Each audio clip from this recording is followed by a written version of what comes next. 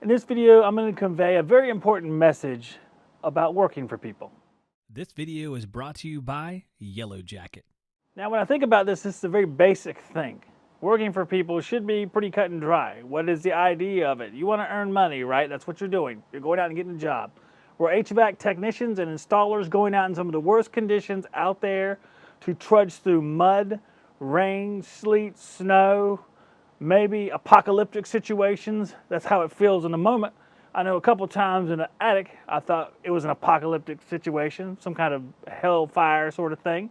And in the crawl space, sometimes it feels like you're in some sort of labyrinth underground that's filling with water and you're awaiting your doom. That's what it feels like, but we still go through all that stuff. And why do we do it? Because we're trying to earn a living and support our families. That is the basic nature of a job. Yes, we do enjoy it. A lot of us out there, especially those of us who watch these videos, enjoy working in this field. There's something about it, whether it be the people, well, 10% of us like the people, maybe. Then there's the math, the science, that sort of thing. Then there's the working with your hands. There's a lot of different aspects to it. Some people enjoy sales. And I talk bad about sales, but sales can be a good thing when done properly. We're not talking about those vacuum cleaner salesmen. We're talking about actually articulating what a customer needs and conveying to them why they need to purchase it in a way that is honest. That is sales, and that's a very necessary thing, and some guys are really, really good at it.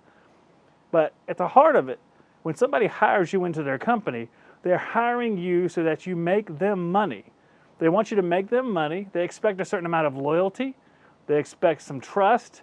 They entrust you with several things. May it be tools, or maybe a van, or tools and a van, or a van full of tools, if you will.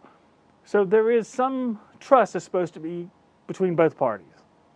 In a boss's case, they kind of put their name on the line when they hire people.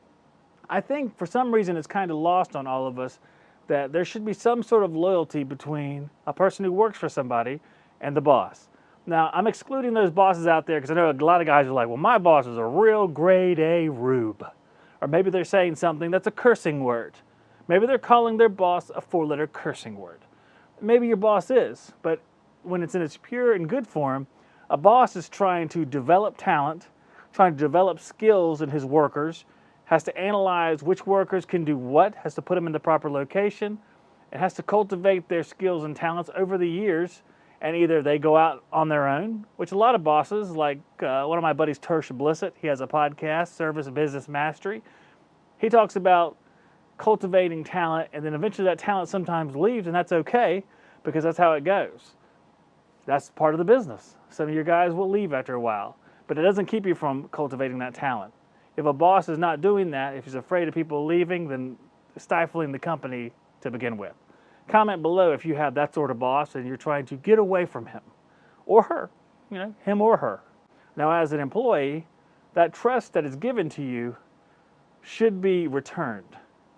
You should trust your boss to make the right decisions, maybe not question him at every turn. There's a lot of employees out there that are way smarter than the boss. And all you need to know is that that is the employee's opinion. That's not good in any way, shape, or form. You need to trust the boss, be loyal, listen to what he says to do, and carry out what he says to do.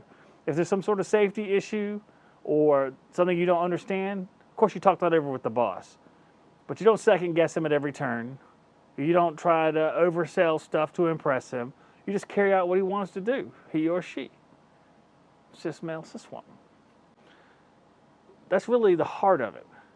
And if you get the trust from him, you give him trust, and you're able to cultivate that relationship over the years, it's going to be something that you can use not only at that company where you're working, but after you leave the company in the future, you can consider him a mentor perhaps. But what I'm saying is, cultivate the relationship. Don't jump from company to company, and bosses don't stifle. It's like the Bible says, fathers, don't enrage your children. Don't discourage them. You have to trust them. You have to let them grow, and sometimes they go away. And that's just how it is. We all need to trust each other and show a little bit more love and a little bit less fear.